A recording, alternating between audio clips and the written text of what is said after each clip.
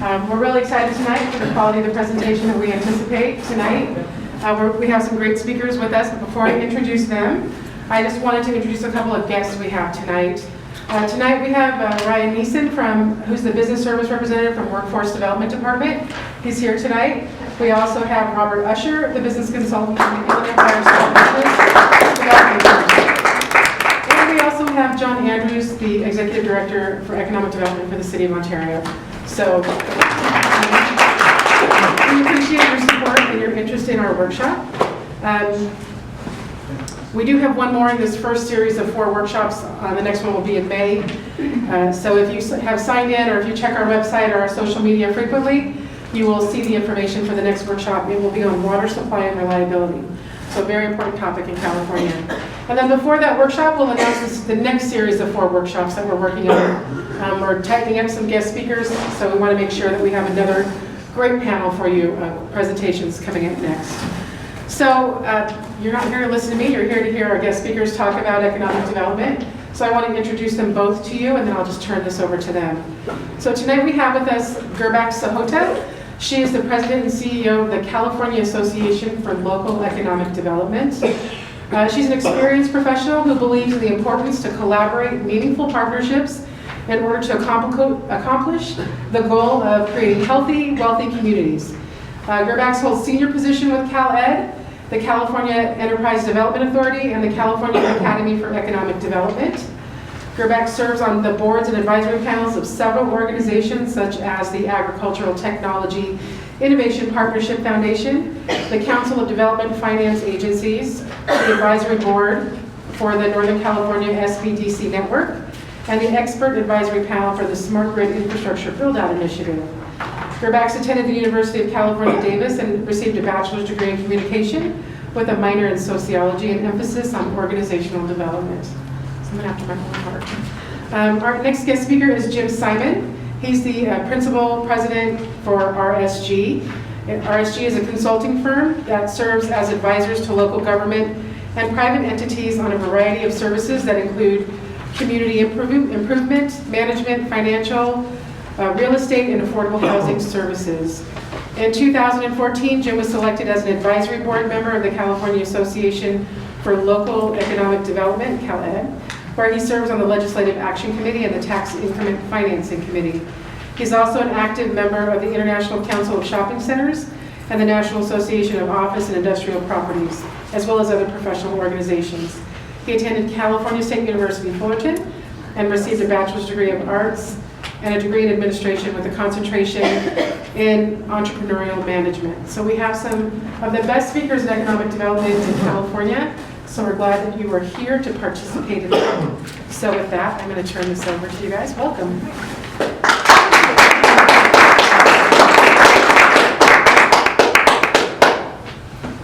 So, I hope you guys are here planning on having a good time talking about economic development.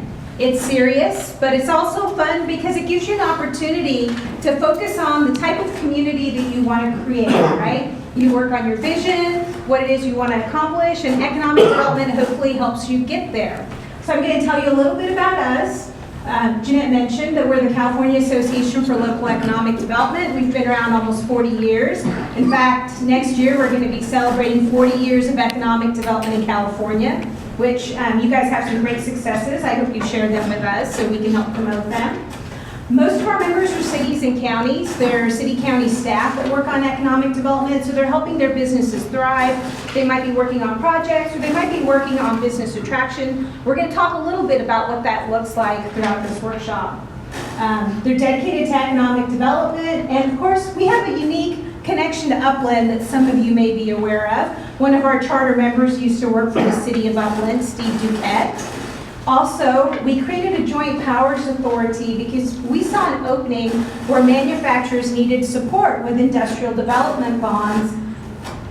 I hear that too. Does it help if I do this? No. Oh. You're too close to it. This is off. Try that. Oh. Want to try this one? Maybe. No, stop. Just turn one of them off and one on. That's off. Move away. Just notice. Move away. Hold on. This one's off. Right there. Now you go back. All right. Well, we have other instructions to stay in our spots. I can stand here, you guys can still see us. You're good. So our connection to Upland is we saw this opportunity to support manufacturers through industrial development bonds. It was a state level issue. We created a joint powers authority, and I'm glad to say the first project we worked on was in 2006 here in Upland, but it was actually a nonprofit that we helped. More recently, we did one of the only industrial development bond projects that's been done in the state of California. Mel was very helpful with that project, and that was an industrial development bond here in the city of Upland to help a small manufacturer here expand and buy some equipment. So we love being here. We really appreciate the invitation. Thank you so much. And I'm hoping that we can give back to you and provide you a lot of answers and information around economic development. So please ask. We love to talk, but it only makes sense if we're answering questions that you guys are interested in. So don't be shy. Okay. Okay, I'll give that to you. Okay. All right. Okay, we got this? Yes. Yes. Okay, good. All right. All right, we get this one back.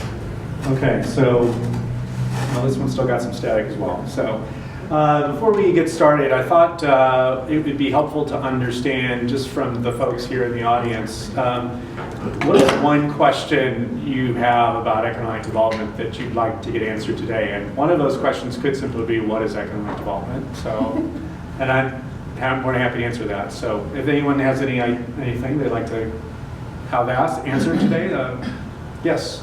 Why is economic development important for providing city services in the community? Okay, so the question was, why is economic development important for providing services in the community? That's something we want to learn today. Yes, another one. How can we maximize economic development specific for the needs of the residents of Upland? Yes, great question. And economic development serves the residents, so how do we make sure we maximize that for the residents here in the community? Yes. How can we attract a sort of high-value economic development without creating that sort of competitive whipsawing of sort of giving away tax incentives where local municipalities and Sure. institutions compete? Yeah, I'll just sort of, so it's picked up on the microphone. How do we pick up economic development growth and provide growth within the community, high value growth within the community, without giving away the store, so to speak. And obviously that's very topical these days with what happened in New York and the Amazon project. So happy to talk about all of that today. So we'll start with, what is economic development? And every community has their own sort of definition of it, but generally speaking, economic development is about creating wealth within the community. You'll hear a lot about talking about how we want to increase the numbers of jobs. Well, jobs pay different things. We hear things about increasing wages, but depending on where you are in California, increasing wages may be helpful, but that doesn't necessarily increase wealth. And ultimately, it's about increasing the wealth of the local community, the business community, and then those have indirect benefits to everyone from your city in terms of the ability to provide services, as well, and providing information or opportunities, I should say, for people to, grow families, stay in the community, have jobs, open a business, stay in the community, find housing in the community for all different types of folks and the like. So it's quite diverse, but really it does come down to creating wealth within that community. So, Rebecca, I'll turn this one over to you. Yeah. Just show that. So when we talk about economic development, one of the reasons that we spend so much time on it is because economic development is political. And what we hear is, especially, and I don't want to say it's necessarily elected officials, because we see it in the news as well, right? Different groups talk about economic development from a different perspective. It might be, we're trying to attract retail. Why don't we have more jobs? Who's helping manufacturing? Why do we have this property and nobody's doing anything about it? And so trying to get communities on the same page, residents in particular, to help you get focused on thinking about what is economic development specific to your community. So when we talk to jurisdictions, in particular cities, We talk about the fact that from a public perspective, it involves the allocation of your limited resources in a way that has a positive effect on the level of business activity, employment, income distribution patterns, and fiscal solvency. Nowhere do you hear this conversation about retail attraction, or do you see, we're only concerned about jobs. It's much more thoughtful and much more strategic than that. And so if you can flip forward, please. So, and we made some distinctions between community development and economic development, and Jim's going to talk to you about that. So many of you are probably familiar with community development. You've probably heard it in terms of the planning process and building and safety process, and that's really about how do we grow the community. You'll see a general plan update come along, and that's usually a good example of that. And it's about building the framework for the community, from land use to parks and facilities and the like. Economic development is really more about that wealth building process, and it's really a larger initiative than that, and isn't just locally based. It's something that happens in California. The United States of America has economic development initiatives that the federal government runs, so it's a much larger scale initiative and really is about wealth building, but it does drive to benefit community development, right? So if you're seeing people earning more and households doing better and cost of living being more manageable within the community, those are going to be benefits that really trickle down back to the community. And so, some of those examples might be increasing the revenue base within the community. And what we mean by that is more tax revenues. Obviously, most cities look at economic development as being a primary driver. And that's because the city's job is to provide quality services, and they need revenues to do that. So without raising taxes, we want to see a thriving local economic base for the community and the taxes that ensue from that. And then we'll flip back and forth on each one of these. So for job development, how many of you are entrepreneurs or you own a business?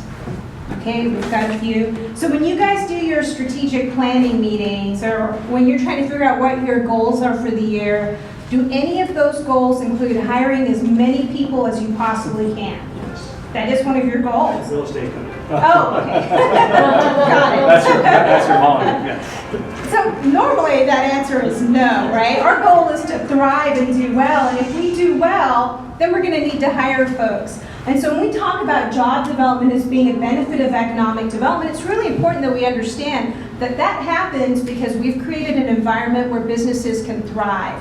Businesses that the community that are in line with the fabric of the community and the goals that you guys want to achieve.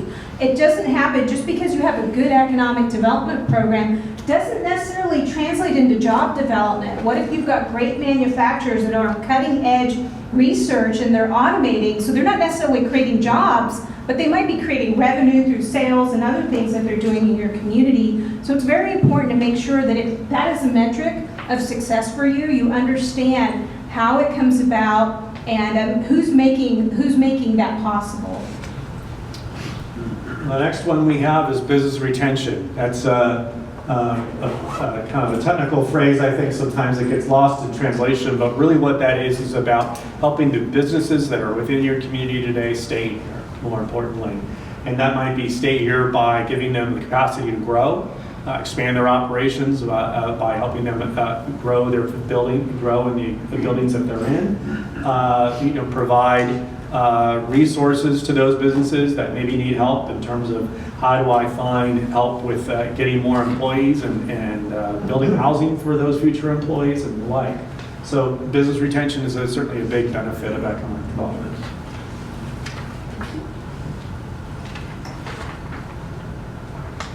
Economic diversification. I think this is something that we all understand. You don't want to put all your eggs in one basket. So when you're looking at the strengths of your community and what your industry cluster analysis looks like, it can't be that you're only supporting one industry. What else is out there? And I think we saw this, when we lost the sawmills up north, what it did to some of those communities and the economic development issues that they were having. So one of the things that we also talk about with the public sector in particular here is this focus on retail. You have to have a diversified plan that goes beyond that. Again, it's more sophisticated and more strategic than just trying to get as much revenue as you can. And similarly, self-sufficiency is about that too. Resiliency, if you will, in your local community is how does that that city generate enough revenues to support its services? Every city has to provide certain services. There's very few discretionary things cities do, although it seems like there's a lot of things that cities do on a discretionary basis. But for the most part, they have to provide law enforcement, either directly or indirectly, fire services, either directly or indirectly, and the like. And yet, not every city here in your community or even in the state of California has the same amount of revenues to do that. So how do you create a stable and large enough economic base so that you can provide a certain level of quality of services that are predictable and can be sustained on an ongoing basis? And then, I feel so weird popping out from behind you. Productive use of property, and you here talked a lot about its highest and best use of land. One of the things that we see here is that this is a hot button, right? You see pieces of property, whether they're vacant, maybe a retailer is left, maybe the property is blighted, and there's always a conversation around, why isn't the city doing something with that? Well, the city might not own the land. They might not have the building. The owner might not have the ability to provide the updates or do the cleanup that's necessary. It's not an inexpensive proposition sometimes to address those issues, but what we are seeing more and more is jurisdictions that are mapping out what properties do we have, putting priorities around, what can we do with these properties? Should we dispose of them for economic development? Should we use them to put affordable housing? What's the best use for this property? And it's really important as residents to keep in mind that, the city sometimes is really limited in what they can do, especially if you have an absentee owner and they're not willing to put the money into a building. And we see that in a lot of downtowns. I know in Sacramento we see that, where you'll see somebody that owns the land, they're not there, they're not necessarily interested in doing the update of a building, and the cities again are limited in how much enforcement they can do to address that issue. But highest productive use of property and highest and best use should be a goal of your economic development strategy and a good outcome from it. Oh, this is me too. Oh, the business case. So, aside from those benefits, we talk very specifically about the business case for jurisdictions. When we talk to the League of Cities, one of the things that came up is that pension costs, pension liability is still a huge liability for a lot of the jurisdictions that are out there.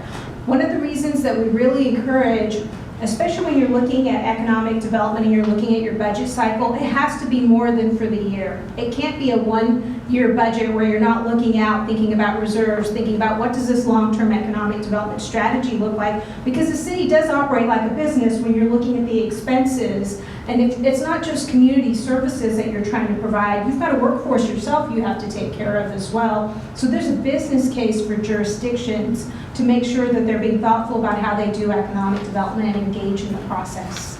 Always trying to find out, how do we create the community you want, raise enough revenue on the jurisdiction side to provide the services you need, and then to perpetuate that for the future so that your children and their children have a place that they can be happy living in and that they can thrive in as well. So while you hear us talk a lot about revenue generation, wealth creation, it ties back to your future, to your quality of life that you're creating for your residents. We'll talk about, sort of the different perspectives of economic development that come in to the mix. So there's really four that we look at. We'll start with the community, since the community is here today. How does it translate into providing the needs of the businesses and the residents within the community? In other words, how is the city making sure, as Gervax was mentioning earlier, that we're providing a quality of life? Some communities have actually called their economic development strategy a quality of life master plan. And really that's what it is, right? How do we sustain the quality of services that brought us all here to this community, business or resident and the like, sustain that, even though it's a dynamic and changing environment. The world's changed and we all have to adapt to it, but how do we keep that promise of services? Then there's, of course, the elected officials. How do we make sure that we are giving to the political will of the city and speaking to that? A lot of times there's data in terms of what the community needs, and elected officials are hearing something that's different from that data. Probably the most common one is, what's my city council member doing to make sure we bring in a Trader Joe's? I haven't heard that. I've heard that in every single community that I've ever worked in. And actually, lo and behold, city council members really have very little influence on what Trader Joe's does with their business attraction and outreach strategy. They've got a business model, and eventually they'll adapt, just like when they stop opening stores, and they'll realize that, well, that model's gone as far as it can go, and now we need to change. And that will happen eventually, and that's not to say that there's not a role for the city council members to play, but it's not simply up to them. Can I ask you a question on that? Sure. It was on my mind, Trader Joe's. We have had in Upland, especially on the Foothill Corridor and definitely on Mountain Avenue, greedy or stupid landlords of buildings that pushed out fantastic companies such as Trader Joe's and grocery stores. And Trader Joe's came out and said they tripled their rent. They said, we're out of here, goodbye. That building where they were in stayed vacant for 2 or 3 years and now became a low-end, crummy grocery store, in my opinion. What can the city do? Because I know there are some cities that can call that blight. They say if you have a vacancy more than a certain amount of time, we're going to charge you X amount of dollars a day for keeping it vacant, or bring back the tenant that you just threw out because of your greed. And I remember the owner of that building actually came out and said, I have no problem. In 1 year, I'll get a tenant that pays that 3-time increase. And Trader Joe's came out and said it. They said it was a triple rent increase. Yeah, well, there's a few issues that are packed in what you've discussed. Some of it is just how real estate investment works and how landlords have different ways of looking at that asset that they own, depending on where it's at within their sort of life cycle. Not necessarily the building's life cycle, but that investor's life cycle. Usually towards the end of the life cycle, an investor wants to kind of keep the tenants on a short left lease so that there's lots of upside, so when they sell that property, they make the most money off of it, and that's a common way of... It's an empty location blight? Well, it is, but it doesn't necessarily mean that there's something that the city can do legally to stop something like that. There's controls in terms of code enforcement, obviously, if they're not maintaining a building to a certain standard, but simply leaving that building vacant is not something that the city has a lot of say over, believe it or not. It's unfortunate. We used to have tools called redevelopment that allowed cities to do things about that, but that's been eliminated, and cities really don't have that ability right now to do something like that. But that's a good question. It comes up a lot because my own sister, who, I've done this for 29 years. My sister's 2 years younger than me, and she doesn't understand why the city, she thinks owns these buildings, isn't doing something to fill the vacant buildings that they have in the community that she lives in. And the truth of the matter is, one, the city doesn't own those buildings, doesn't have a lot of say over who goes in those buildings, and all we can do is be a conduit to make it easy, which kind of gets to kind of the next two pieces, which is the business side of it in terms of how businesses look. And it's not simply about creating a climate for building more jobs, but really a climate that's friendly to businesses. And Upland has a limited range in which it can influence that because we live in the state of California, and there's rules in the state of California that Upland can't trump. There are rules within the county and the region that we have to sort of adapt to as well. So, what can the city do within its limited influence to make an attractive place to be here? And that's typically gets down to how we process things, how responsive we are, how transparent and predictable the process is, when you interface with the community. And that gets to the last piece, which is, the perspective of the staff. And, a lot of organizations are now looking at economic development as being essential to keeping that city running successfully.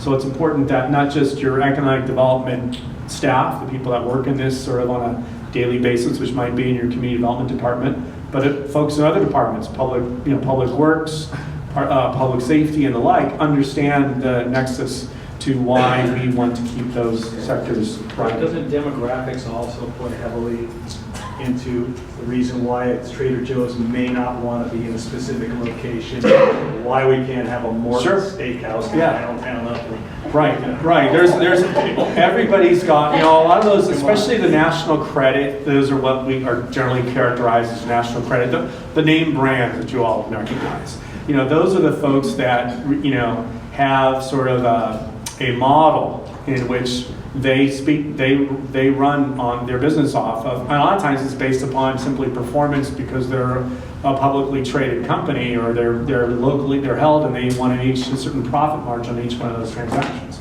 So it's important that we understand as a community that there's only so much influence we have over that.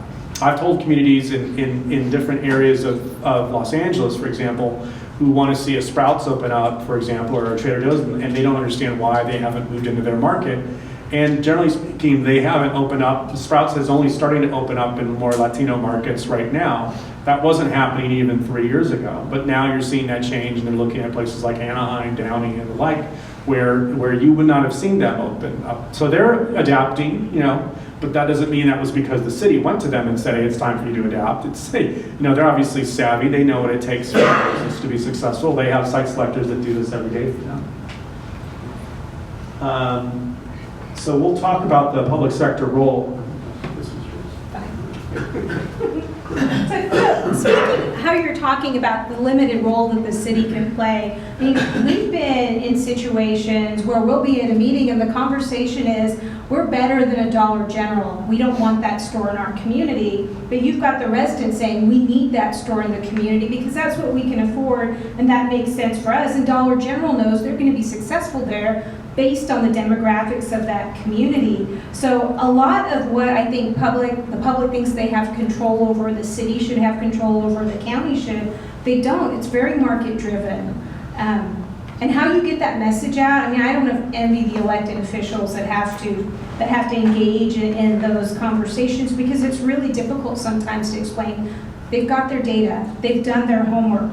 They're not going to come into a market if they don't think they can make money. So if you've got a business case you can present, and we're going to talk about what that looks like in the next few slides, that's what matters, the business case for them. And so we talk about what the public sector role really is, and it's creating that environment. And there's several things that a jurisdiction can do, and it could be how your tax policies are set up. I know we see tax abatements or other deals that are made, sales tax sharing agreements with retailers and other businesses, where you're spending your money.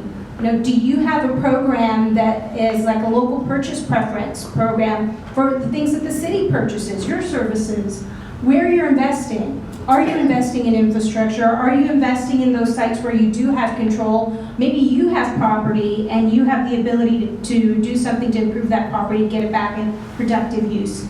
What regulations? So this is an important one for us. As an association, one thing we hear quite often is that other states say California's regulations are high, and then we hear that echoed back from the population, whether it's businesses, economic developers, or electeds.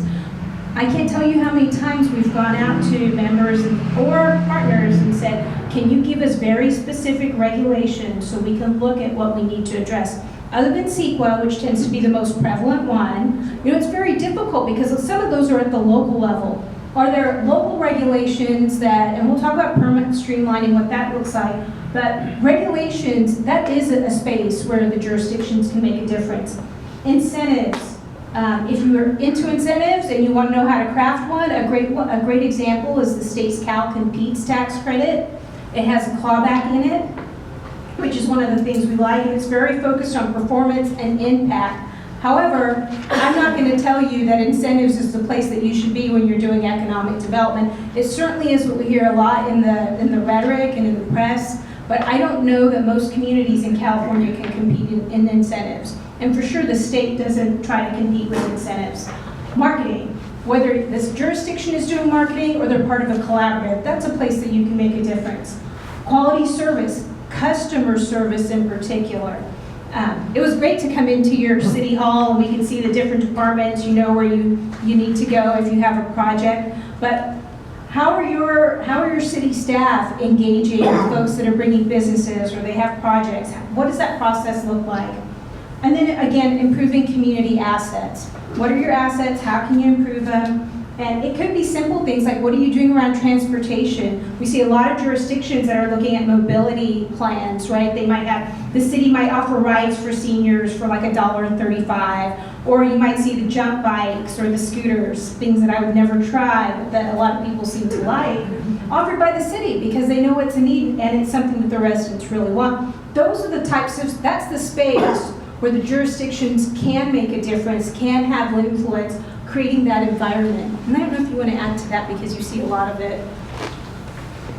Yeah, I think there's a great value in predictability, and because while most of you are thinking about Upland because you're here, you're a resident of the community, or you're a business owner within the community, and this is your viewpoint, now put yourself in the position of someone who's trying to grow a business, or is trying to relocate a business, or maybe relocate it from another jurisdiction into the community.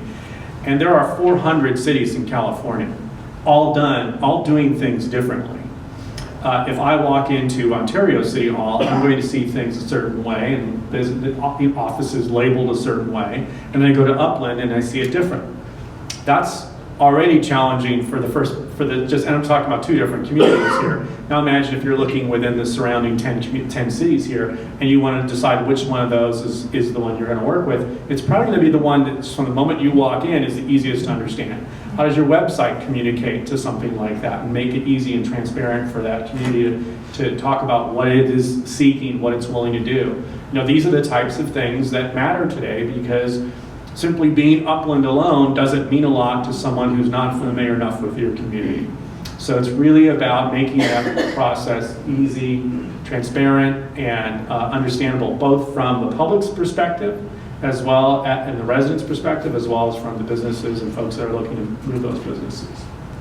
Now, many of you may not have applied for a business license permit, for example, or try to build a building, but it's very difficult and frustrating for someone who wants to take their investment and put it into community when they see the rules change or the process slow down because they didn't understand that there was this other step that had to be to take, or another department that needs to be reviewing things.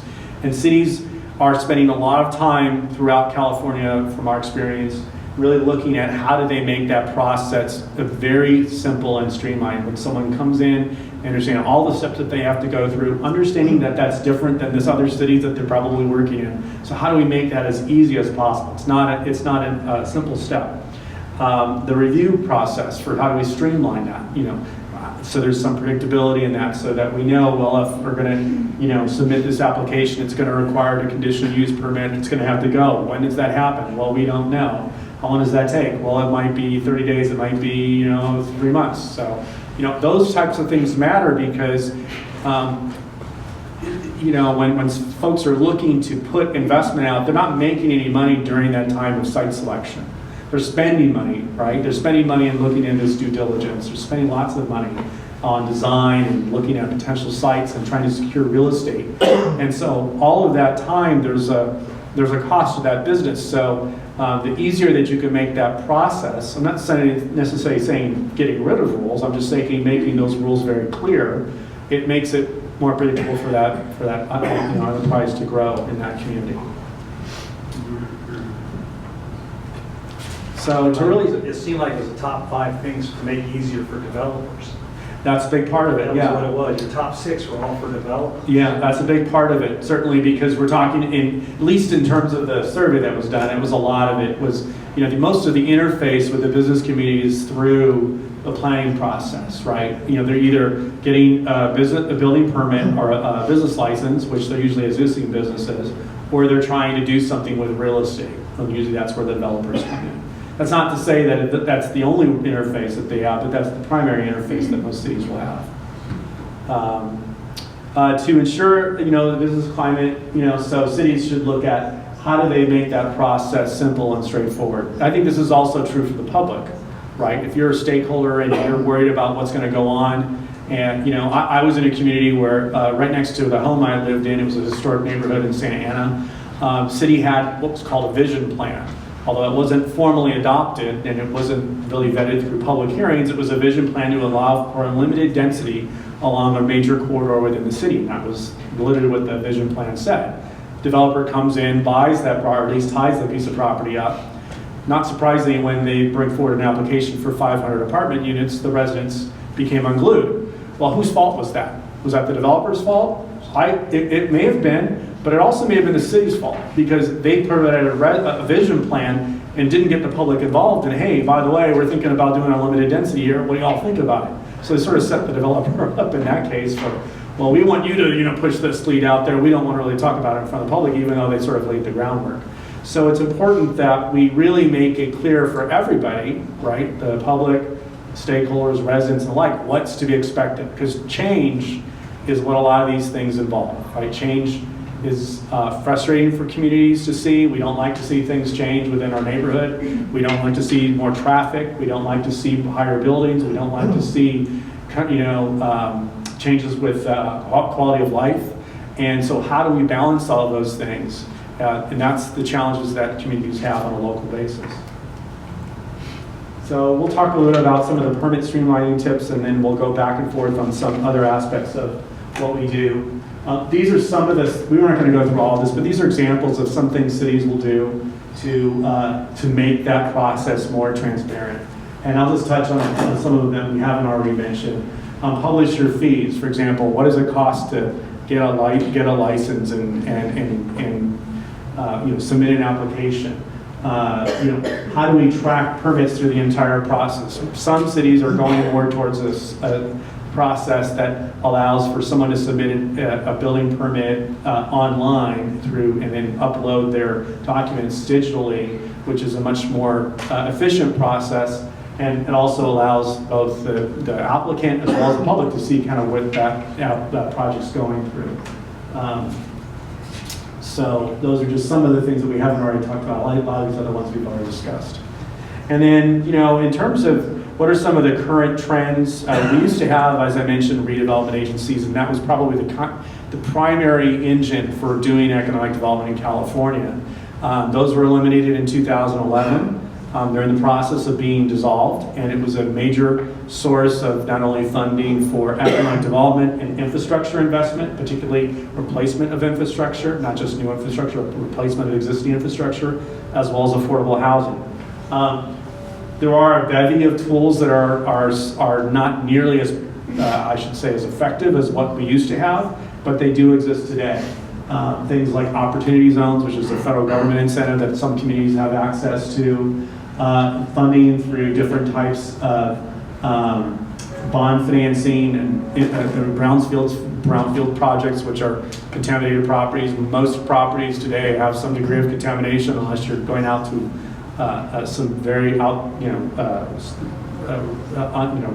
green area that you haven't seen developed before. Most everything's been developed with something at one point in time, and unfortunately, as it turns out, most of that has some history on it. It may have been a gas station, it may have been a dry cleaners and the like. So those are some examples of those property transactions. And infrastructure, as I mentioned earlier, that's a big one. The loss of infrastructure financing through redevelopment has been something that the state's been looking at. They're identified new tools, some of which you may have been hearing about only recently. They're only just getting started. They're not, like I said, not as strong as they used to be for redevelopment, but they're there for the like. I'll have Gervax talk a little bit about the sort of three forms of economic development programs and how they're different from each other. Thank you. So you made the observation that a lot of the items on that slide were related to development. So there's two sides to economic development. There's that transactional side. We're looking at how to put a project together. How do we fund infrastructure? How do we get the site ready? How do we get the plan in place for what it is we want? And how do we fund that? What do those financing programs look like? A lot of economic development programs are focused on this type of activity, which is helping the businesses that are already in place or trying to grow or that are looking to move here. So we often talk about, when you're talking about traditional economic development, the three forms of economic development. Retaining and expanding existing businesses, which for California is a significant issue and it's something that we care about. Creating business, this is a place where California absolutely leads. And then attracting new business, which gets the most visibility and is probably the sexiest part of economic development, especially if you get to be part of a ribbon cutting or announce that you have a big business that's coming to town. But really, those are probably few and far between. Most of that activity is focused on items 1 and 2, and we're going to talk about what that looks like. So IEDC, the International Economic Development Council, did a study, and they actually found out that more than 90% of new net job growth comes from already existing businesses. So businesses that are already in your community, how do you help them thrive in a way that they are hiring folks versus just trying to attract one large business to town? This again really speaks to diversification, right? If you've got 10 businesses in town and you can make one change that'll help them thrive in a way that causes them to hire more employees versus focusing on bringing in one new business that might have 15, 20, 100 employees. Where are you going to put your efforts? Those are difficult decisions to make. I would say that, a great investment is to spend your time helping already existing businesses. And here are some of the ways that you can do that. When I talk to my counterparts in states like Kentucky and Ohio, they talk about how they do business attraction, and it starts with retention. Talking to their already existing businesses and saying, hey, you're here, are there any suppliers you need that you would like to have closer to you? Can you help us contact them? Can you contact them and talk to them about what a great place this is to have your business? So establishing backward linkages, finding out where their supply chain is, and is it possible to move some of that closer to them? Sources of capital. We see communities that have revolving loan funds, facade improvement funds. I know that you guys have a program that does that. But finding ways to help your businesses access capital, that's still an issue for businesses that are trying to expand in California, access to capital. Regulatory issues we talked about, workforce training, export assistance. There's a lot of government programs, federal programs that can help with that. Government purchasing, that's the piece I talked about. Do you have a local purchase preference for your public entities here, whether it's the city or the county? And then revolving loan fund. So I don't think the city operates a revolving loan fund, but there are other revolving loan funds that you can tap into. So if a business can't get traditional financing, you can oftentimes find a mission-based lender. CalEd is a mission-based lender. We have an EDA fund that makes us the lender of last resort. So you have to have a bank turndown letter, but you have to be credit worthy to some extent, because we want that money back so we can revolve it and get it to the next business. So we've seen a lot of jurisdictions that have taken on managing and doing revolving loan funds. But appreciate the businesses that have already invested in Upland today. That's a key message that we try to share with every community. There's no guarantee that business is going to be there tomorrow, so while you're chasing something that's new, don't forget those that have already invested, that are here and happy to be here. You can help get that idea and become a high-value business. It's not easy, so you can do it through structured program, growing your own through providing exceptional business assistance. I know in Sonoma County, they have research interns and assistants from the university, and all they do is help businesses find out, get the data for their marketing plans to help them figure out, will they thrive? So little things like that, customer service, different services you can provide. Venture capital, there's a lot of small private companies that will help you with crowdfunding or local crowd programs.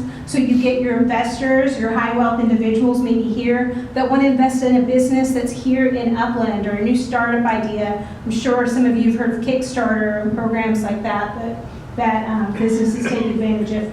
Incubators. So really important. I know a lot of communities, incubators were hot for a long time, where you're helping house businesses. It's important that you help those businesses graduate. You don't want somebody in your incubator for years and years. Your role in creating an incubator is to help that business get off the ground and move along, so you can then help that next business have a graduation plan. Business trainings, SBDCs, the SBDC partner is here, very important in helping businesses scores. And then also looking at home-based businesses. This is really interesting in that what we found out from some of our members that were devastated by fire in their areas, there are a lot of home-based businesses there, and nobody knows how many or who those folks were, but there are people that have home-based businesses in your community. How do you connect to them? How do you support them? So some ways of helping start up new businesses and getting them out the door and hopefully growing in your community. Chances are, if you started a business in your community, you're not just going to up and leave to another community unless you're being offered something really great, right? And even then you might not, because Upland's your home.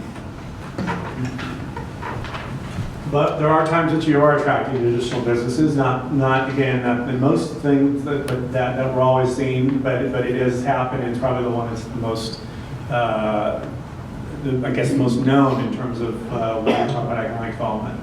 And probably the most important thing is, as I mentioned, earlier, I used the example of Trader Joe's and how everybody wants that. It's really important to talk about how your community is unique. And one of the things that we do, our firm works, for example, on a lot of economic development strategies, And we'll do really candid strengths and weaknesses and opportunities and threats analysis. We really want to balance not just the good, but what are the challenges about being in this community so you understand that. And for example, we've worked in the community of Southgate where one of the advantages of being in that particular community is that they were one of the few cities around it that didn't have a utility tax. However, they also had a large percentage of employment that was working out of small businesses, which was unusual for that particular community. So we really needed to do something in Southgate that focused a lot on how do we make sure small businesses, in particular in this community, survive, which is different than maybe what another community right next door to them might not do because they just don't have that same sort of mix of things. City of Pico Rivera has looked closer to this direction. Was built out in the 1950s. It was an auto worker, one of the major, just like Southgate actually, a large auto presence that boomed from the Ford era, and then they moved out. That shifted more to a retail neighborhood presence, and then the community decided it was tired of seeing, they didn't want to see more growth. They really wanted to see the households sort of stay kind of present there. Well, what's happened, of course, over time is that that community has seen significant change in home values, and so younger families can no longer afford to live there. And over the course of 12 years, they saw a 20% drop in their school age enrollment. So attracting businesses, particularly retail businesses in that community is really going to start changing because that community is getting rapidly older and rapidly smaller. So how do you attract retail as people are buying online and things of that sort? So it's really understanding your strengths and your weaknesses that's really important to that. And then developing around that a strategy that talks about how you're going to market both this community and then link it up to what's going on in the region, what are the trends within the region, what are the major job drivers within this, not just the city itself, but within the region, what's driving, for example, at Ontario Airport and how that's affecting things here, what's happening within the Greater Inland Empire, the community profile, and then making sure that you're really championing what's unique about your community here, which really gets to the next question for you all. And it's one that we ask a lot of times when we're working with the public because what brought you here to this community is probably one of the things that will bring another person to this community or an investor into this community. So just curious in this audience, what's unique about your community here? Why would someone come to Upland? Schools. Schools are very good schools. Very good schools, okay. It's historic. It's historic. You mean the character of the homes and the sort of the infrastructure and the way it's been built? Yes, yes. Yes, another one. Traffic patterns. I always compared Upland to, say, for instance, Covina, West Covina. You can't even drive a block in those cities, and get anywhere. Easier to get around. Completely stopped. Right. 24 hours a day. Hours is stopped, maybe 4 hours a day. Yeah. But at least Foothill, Central, Mountain, those streets you can get, locally where people in other cities cannot. Right. Just easier to get around town and traffic and such. Yes. Proximity to the mountains, the beach, the desert, and excellent water. Yes. Good water is a big deal these days. Yes. Wide open spaces, a lot of trees, Euclid, a walking path. It's historic value. It just seems to be more, I don't want to say more residential, but more friendly to families and larger lots as compared to other cities. Right, right. Yes. Proximity to the Claremont colleges, world class. Absolutely, right? Linkage to the university and institutions and the like, which are often a conduit for economic development because you've got ideas coming out and people coming out and living and interacting with the community and maybe coming in. So now we'll talk a little bit about retail because it is probably the most commonly viewed target, if you will, for what economic development's about and probably the least understood. And I say that because retail, in terms of sort of the chain of what happens in communities and how communities grow, first you need jobs, right? You're not going to come to a community without jobs. And when you have jobs, then you need housing, right? And We're obviously dealing with a housing crisis right now in California. We have very low unemployment historically. Not enough housing being produced, not specifically here within Upland, but throughout California and many parts of the country. And then finally, then there's the retail, the services that come from that. And until you have the first two, it's hard to get the last one. And now you add to that the layer of the changing dynamic of how we shop.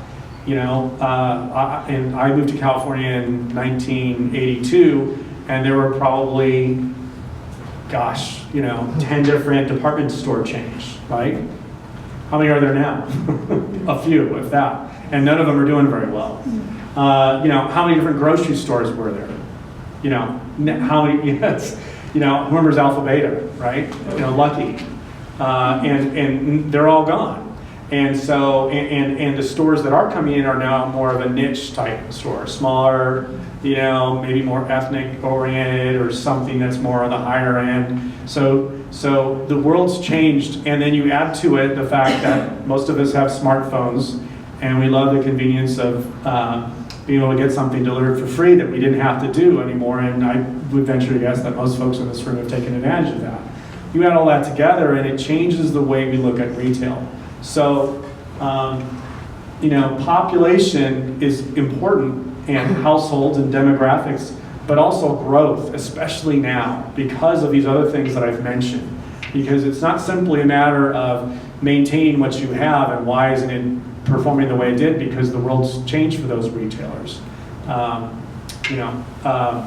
For example, I talked about it from a real estate perspective, but a lot of people who own commercial real estate used to get what's called participation rent. I'm getting a little technical here, but I want to explain the reason why.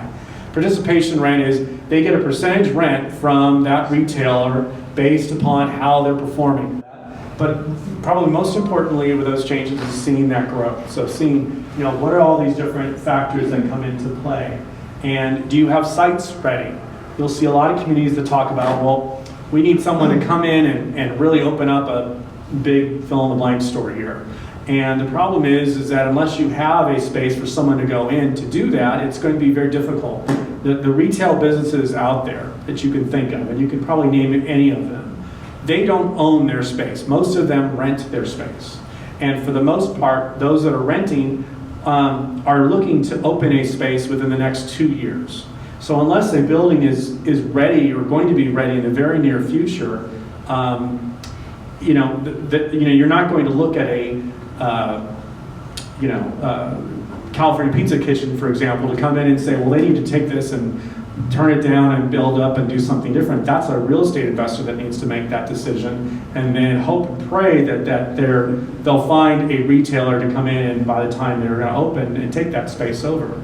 So all of these are things that now have to be taken into consideration as you're looking at what the community wants and what it needs.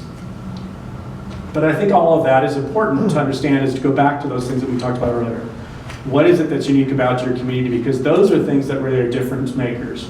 So talking about how your community has, beautiful tree-lined streets that maybe be appealing to that, to opening up and having plazas that face that now, where we maybe didn't have that years ago, and things that just using one example. So now we'll talk about some of the economic development partners. I'm going to turn this over to Yvette. Thank you. So economic development isn't just the role of the jurisdiction. More and more, jurisdictions don't necessarily have this large economic development staff. You're fortunate in that I think you have 3 that we've met so far that are working on economic development. For a city this size, that's a huge investment to make.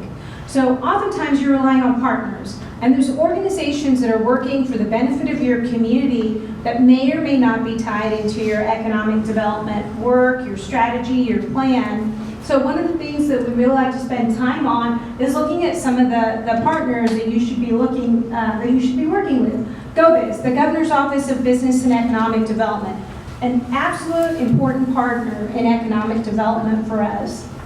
The California State Workforce Investment Board, they have funds for the WIBs, and I think there was a workforce investment representative in here. Yes. Okay, an absolute important partner, one of the places where California has always competed is the availability of skilled workforce. We need our workforce investment boards at the table. They have an economic development mandate in the work that they do. So to have them engaged in your work is very important. The Treasurer's Office. How many of you know that the State Treasurer's Office has several financing programs, whether it's from site cleanup to helping manufacturers, to helping nonprofits, to helping in pollution, wastewater. They have a lot of programs that help with economic development. Associations. There's associations that could be working in your community to help you with economic development, and you don't know that. We as an association do a lot of work with communities, but we don't go into a community without letting you know. There are a lot, though, that have an economic development mandate, and if they're working with you, hopefully they're connecting with the jurisdiction and saying, hey, we're in your space, we've been asked to come in and provide this assistance. In the purple corner, you'll see banks, and I'm going to turn it over to Jim to talk about nonprofits, because that's an unlikely one that we see with economic development, and not everyone can make the connection of why your nonprofit should matter. I'll tell you one example we know of, which is a city that has a large church that is right outside the city, and one of the things that happens is people move to that community because of that church. The churches realize that, so they're helping those folks figure out, do you want to start a business? How do you grow the economy so that there's work for the folks that are moving in? Nonprofits, faith-based organizations absolutely have a role in economic development. Do you want to talk a little bit about that? Yeah, that's been a big shift, I would say, in recent years as community organizations have become more aware of the needs for building capacity within the community. And what I mean by that is, a lot of times organizations and nonprofits are started up, for example, just to focus on specific issues. Maybe it's health, maybe it's poverty, maybe it's women's issues and the like. But invariably over time, they start identifying, there's a bigger problem than just this one thing that we're focusing on. And so now we start getting involved in, well, how do we now make sure that this person that's now homeless has a way to find not only a place to stay that night, but ultimately resources to get into the treatment facilities if that's what they need, or job training facilities and counseling and all the different types of services those organizations maybe didn't provide historically, but now are finding themselves having to get into. And they're becoming partners to communities and cities in this way. Cities really need to look at them as a resource. Thank you. And also in that box, brokers. Why do brokers matter? Why are they important? Because they know the open spaces in your community. They know who's looking to move. They know where the spaces are going to be. And so you hear a lot in economic development, this conversation about we need to connect with site selectors. But the last statistic I heard, and maybe you've heard an updated one, is less than 10% of businesses are working with site selectors to figure out where they're going to expand or locate. More often than not, they're working with a broker, or they might just be working with the jurisdiction in particular. The jurisdiction alone. I would say we see a lot of familiarization tours for brokers that jurisdictions do, because they want to make sure that the brokers understand what's the value proposition in being in the community, and that they can help businesses move. And if there's a business looking to relocate, that broker will know these are the resources available to this business. Maybe I should go back to the jurisdiction and say, hey, this business is at risk, can you help with them? Brokers are a huge and very important part in what's happening with the businesses that are moving around in your community. In this group, we look at regional organizations or larger. The utilities is one I'm going to call out. SoCal Edison, if you're not familiar with them, they have at least 2 representatives that are covering the city of Upland, and their sole responsibility is to work with businesses and faith-based organizations to help them thrive and be successful. I mean, that's what they do as part of their small business outreach. That's absolutely a group that could be the boots on the ground army to extend the bandwidth of your jurisdiction. And then some of our federal partners, SBA, the Small Business Administration, EDA, the Economic Development Administration, USDA. If you're not familiar, USDA actually has a program where you don't necessarily have to be in a rural community to qualify. If you're bringing fresh food from a rural community into an urban area and you're a business, that you can qualify for a particular grant that they have. So these are things that you don't necessarily think of, but there's a lot of economic development partners at the table that can help you. One thing that I saw in a recent community, the county had one person that's responsible for economic development. They've just completed an economic development strategy.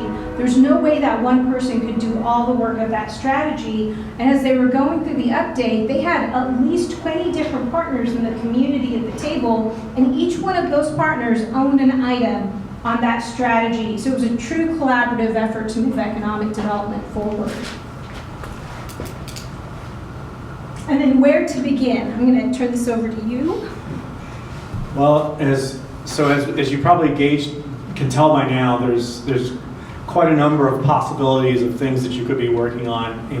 And I think the first thing to know is that the good news is there's a lot of folks that are already doing this within the community, maybe not specifically within the city of Upland, although you do have staff here doing that, but not everybody is necessarily city of Upland staff. You've got the county, you've got the state, you've got other entities that are already investing time within the community. So it's really understanding what are they doing currently, what do they think is going well, and where are there opportunities for improvement. My view is that it's very tempting to look at all of these things that you could do and say, well, let's put them all on the list and go ahead and trust them all. But honestly, from all kinds of different perspectives, you really want to identify maybe 3 or 4 things that you really want to focus on based upon what's achievable within a near term, 1 or 2, maybe 3 years at the most. And really focus on that. And with those organizations, which might include your chamber, business council, the regional economic development group, the community colleges and others that are involved in this, understand what those initiatives are and what industries and sectors that you can support. One thing that we also suggest is understanding where your revenue comes from. Not every city has the same amount of revenues as I mentioned earlier. That's sometimes not even aware, the public's not necessarily aware of that. And that how they get their revenues differs from community to community, and that's an important consideration. We'll talk a little bit more about that. What's the city's ability to provide for funding for this program in economic development? For the most part, most cities don't have dedicated funding. It's the staff time, and that's about all that they have. That's pretty much the situation today that the world we live in. So are there things that the city can do in terms of process that we talked about earlier to make it easier and more efficient for businesses to go through this? And then really connecting with the businesses, as we said earlier. Some cities are starting to really look at how are we recognizing small businesses and championing, the success. Are we recognizing the businesses that have been in the city the longest and that type of thing, and celebrating that success? While we're out there chasing, Olive Garden, have we really celebrated the small Italian restaurant that's been in the town for 30 years? What's more important? What's more valuable to the community?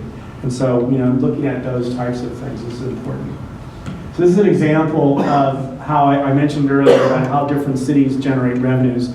And this is, we're looking at, in this case, I pulled this from another project that I worked on, but, cities of Anaheim, Long Beach, Santa Ana, Chula Vista, Oakland, all about the same size population. And yet, as you can see, they generate, this is basically showing how much per resident that city is receiving in revenue. Some cities generate around $900 per resident, some are only doing $500. Guess what? City of Chula Vista, which is doing $500 per resident, has to provide pretty much the same services to its residents as the city of Anaheim, Long Beach, Oakland, and Santa Ana. So how do they do that? That's not very easy. They also generate different revenues.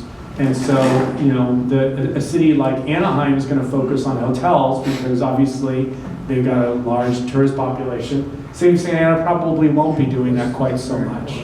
So it affects how you think about what's important to your jurisdiction, even if you're right next door to them.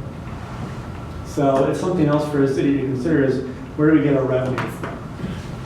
Now we switch into, now that you're knowing what you're working on, how do you communicate that success? I find it's probably the hardest part of working in the public sector, and maybe it's because it's a governmental an agency, and we are always focused on budgets and getting things through on a process, but we don't step back and look at where were we a year ago, where are we now, what did we set out to accomplish before, and where do we stand at this point in time. And communities really don't do a very good job at that, probably most of us, you know. It's one of the reasons why they say when you're going to go start, when you go out and start exercising is see how you do from the first day, and a lot of us don't even start that. And if you start a benchmark, with where you were, and then look at where you've begun, where you began and where you're at, that will really make a difference.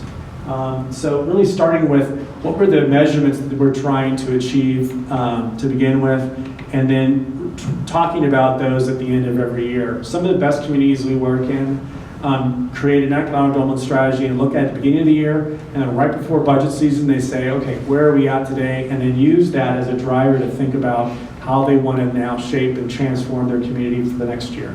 And they start doing it on an annual basis. That creates great transparency for the public, so we know, hey, what is it that the community is going to be working on, as well as chamber and other organizations that you're working with.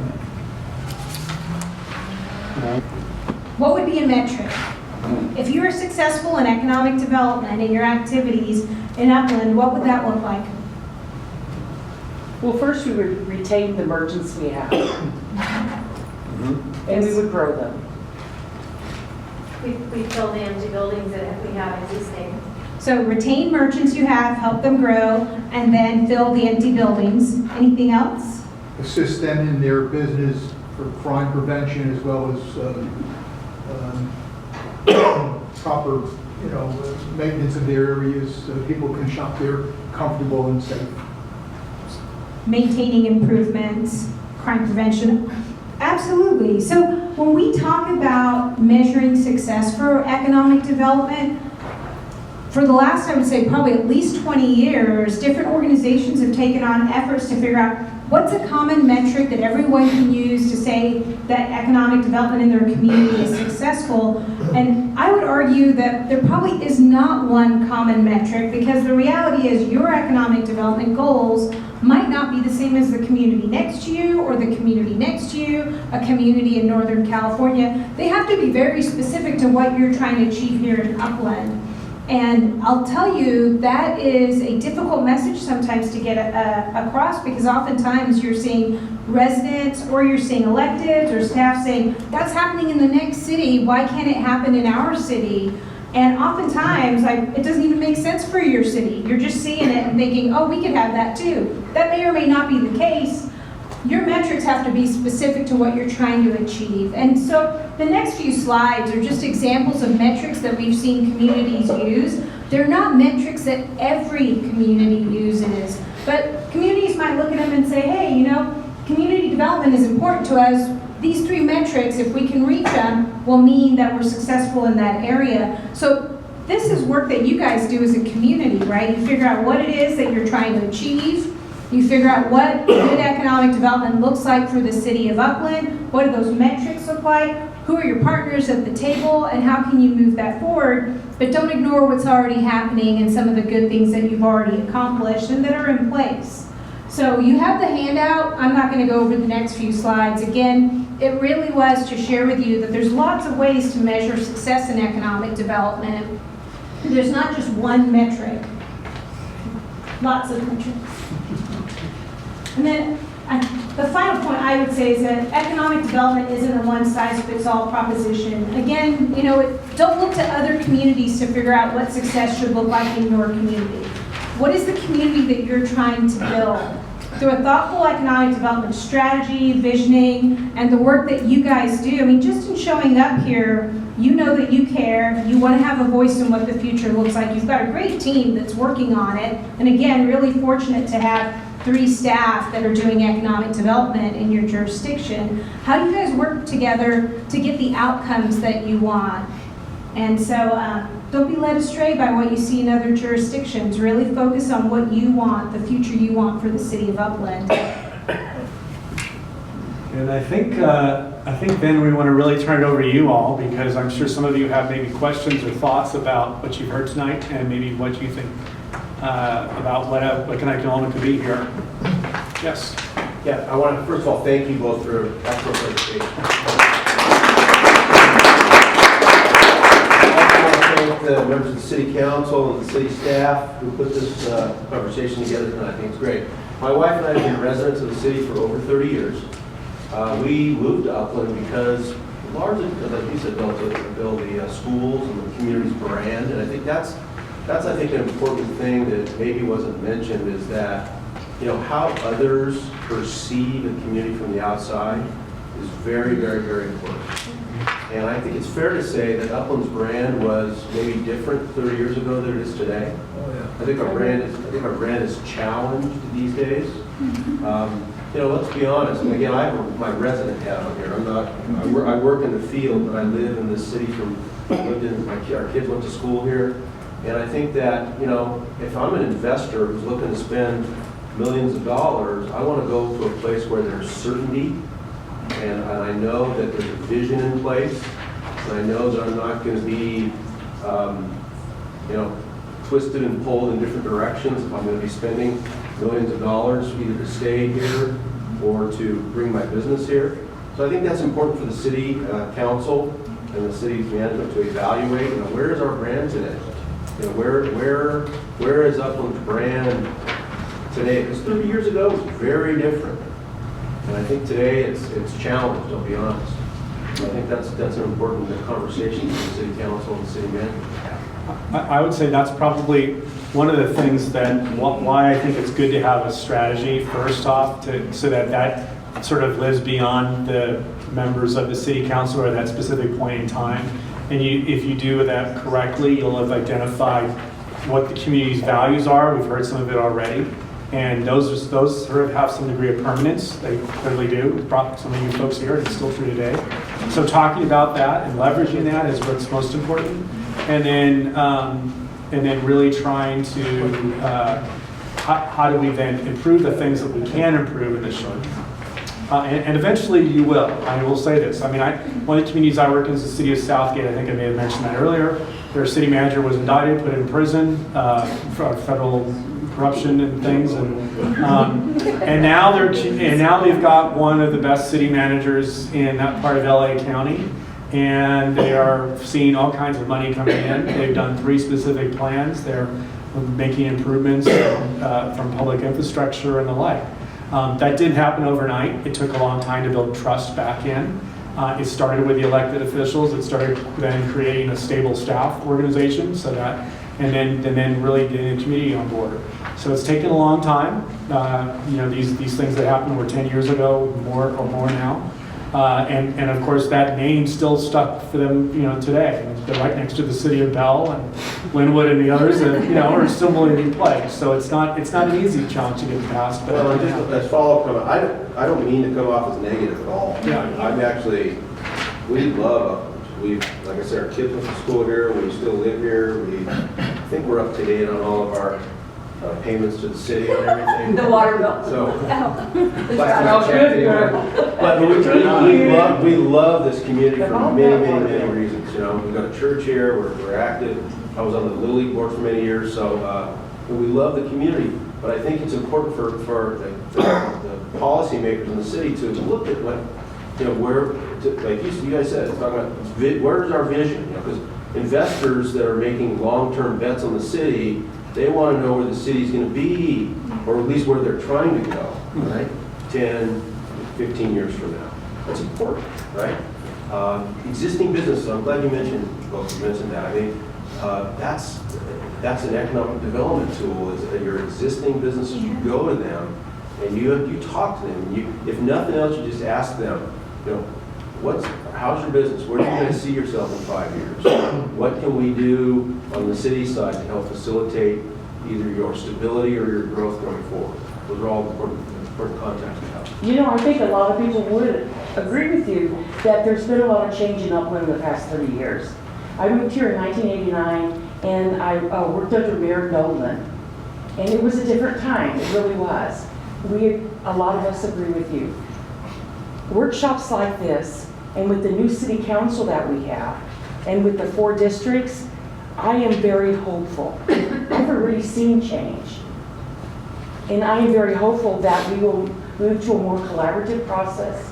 And then look at the information that we've received at this workshop. I love this, but my only disappointment is the empty chairs. Yep. Okay? So go out, tell your friends and your coworkers or associates what you learned tonight and then some value. Upland is still a huge demand. Yeah. Our real estate values are up. I mean, this is one of the most price-wise, it's extremely expensive to live in Upland. Problem is, we don't generate the revenue that we need to maintain our infrastructure. And that's our biggest problem. Economic infrastructure is our downfall. If we do not get our infrastructure, and I don't know exactly what that's going to take. I have an idea, but we don't know exactly what it's going to take to get the sound infrastructure in our community. That's what will always make Upland, the schools, the community at large. It's one of the most extreme. You go over the hill in the valley, where they choose is either Glendora, not Claremont. It's Upland, Redlands. Those are your top three, and they're socioeconomically about the same. So I'd like to know how we could, I think our infrastructure seems to be more important than anything else right now for this community. And I'm talking the whole infrastructure. That's my opinion on it. It's the most important. So I'm going to share two things and then hand it over to Jim to talk a little bit more about the response and infrastructure, because Upland isn't the only community that's dealing with that challenge. I mean, obviously with the loss of redevelopment, we're looking at what new tools can help EIFDs, the Enhanced Infrastructure Financing Districts. We're trying to find ways to make those more viable tools so communities can have more money to address issues like infrastructure. But you know, in your comments, John, you had said, I'm not trying to be negative, but I think the most important thing that a community can do is when you're doing that SWOT analysis is be honest. Now, you're not going to go out and tell everybody else, hey, we've got these challenges, but as a group, you should be able to have that very honest conversation and say, and now how do we overcome it? So that's absolutely important. If you've got to have that critical thinking and conversation amongst yourselves. And now Jim's going to tell you how you get money for infrastructure. Well, if you do what we talked about, some of these new tax increment districts, which allow for some capture of the local property taxes to be rededicated back to infrastructure investment.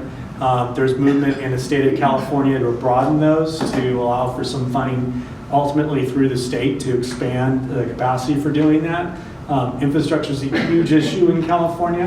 We've obviously been looking at, money through SB1 to deal with road improvements that was raised, that was done last year.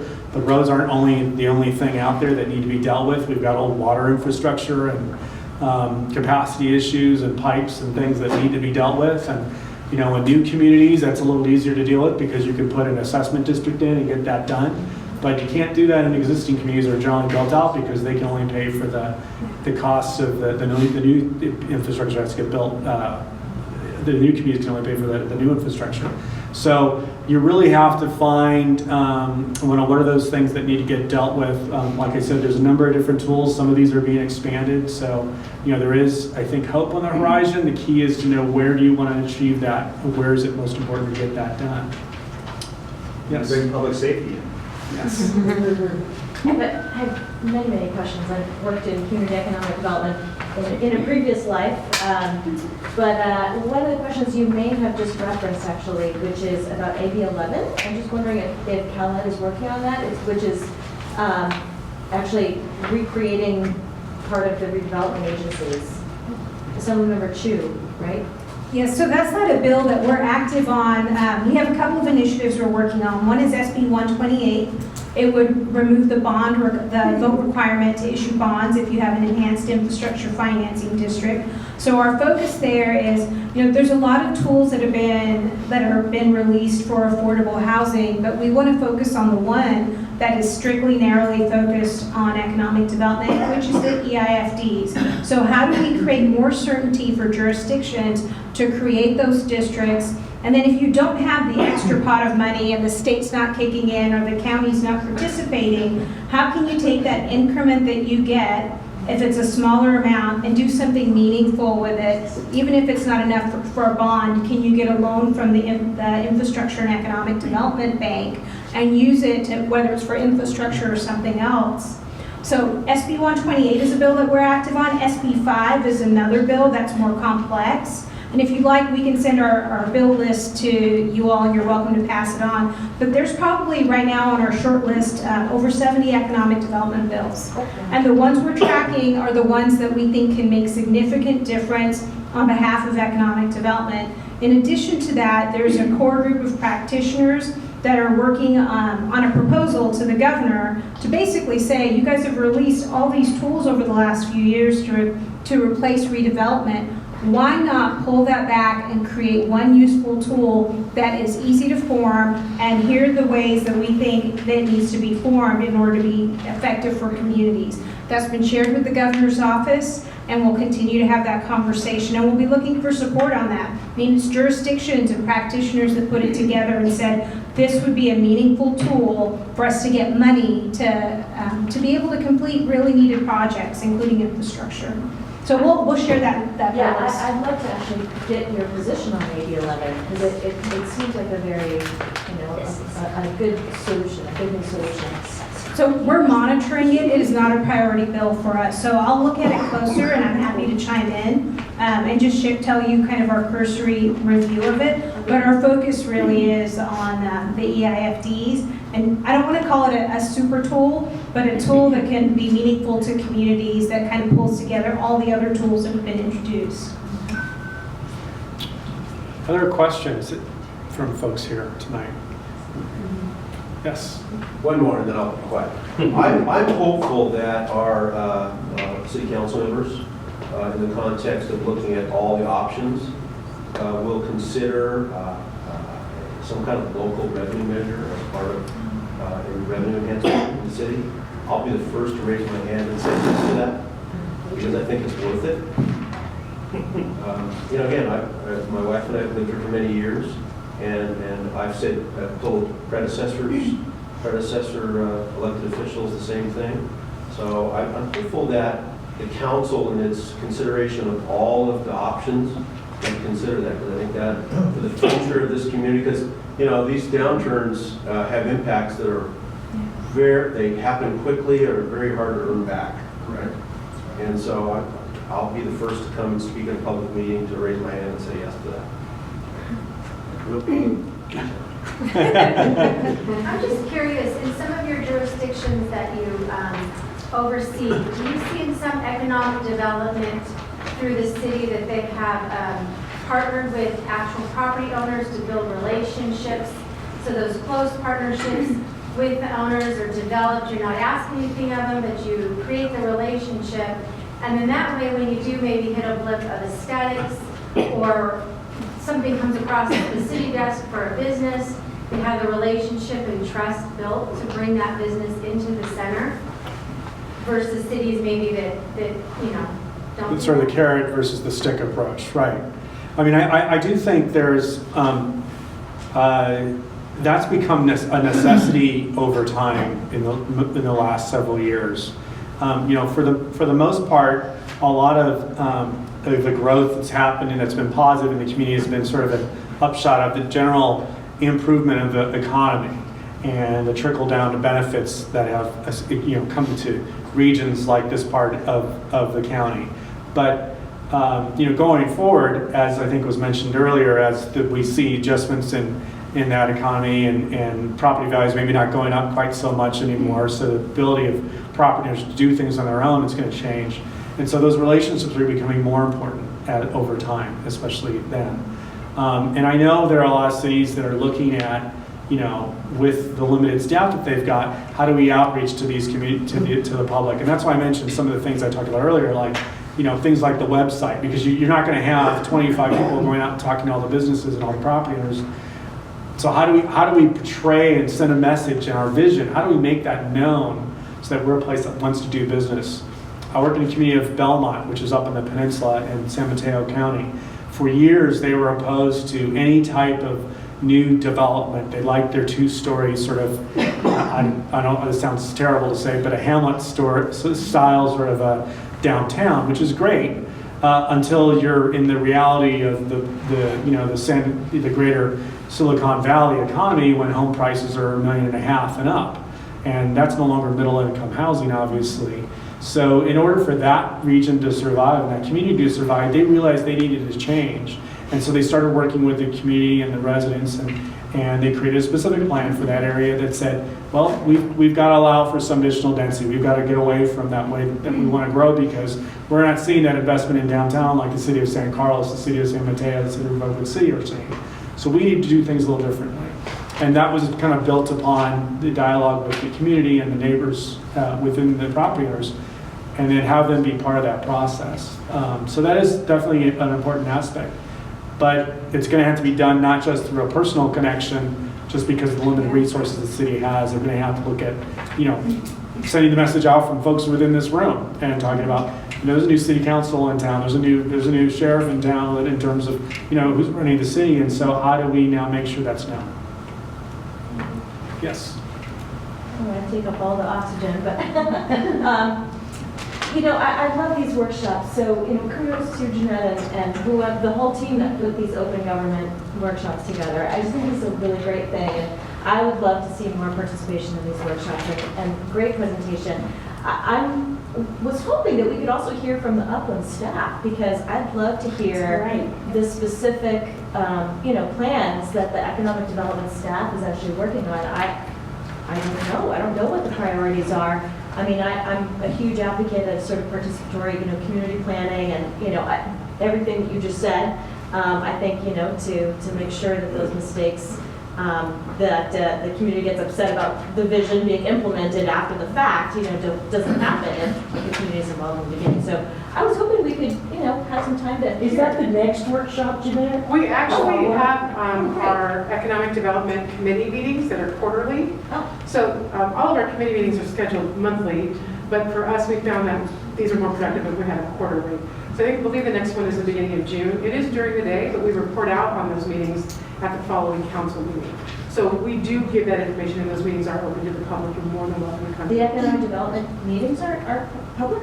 Mm-hmm. Oh, great. Okay, yeah. I mean, I didn't know that. So let's publicize that, because it's. We do have all of our committee meetings on our website, and so under the city clerk, you can follow committees, and you can get up, and you can actually, if you want to know when our meetings are coming up, you can email the city clerk, Upland City Clerk at ci.upland, and you can ask to be put on a list where we send out the agenda to you.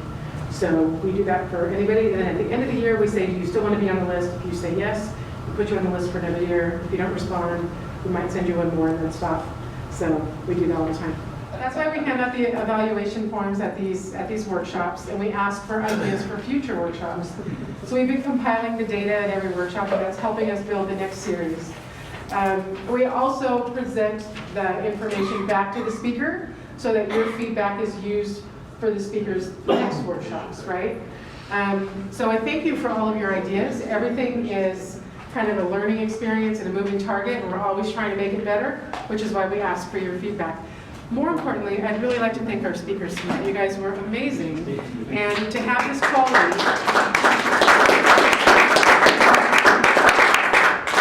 quality of a presentation, just because we're members of Cal-Ed, that you're willing to come out and support us in this way means a lot to us, so thank you for that. I'd also like to thank our esteemed guests who showed up tonight. There's a lot of information in the hallway that they brought, so you have information on workforce development and small business support out in the hallway, so I'd ask you to please pick up some resources out there, and thank you again for coming. And Mr. Andrews, trust me, we'll call you in the future for those comments. So anyway, thank you again for coming. Your interest and support in the community is really important. And before I forget, I want to also shout out to our council members, Mayor Pro Tem Janice Elliott and Councilmember Bill Velto. I was going to say I want to thank you for your attendance and your support. Actually, I think you're perfect attendance at these workshops, so thank you for that. I appreciate it. Anyway, thank you all for coming tonight. Please pack your pockets with cookies on the way out. Save them for the morning, and have a safe drive home. Thank you.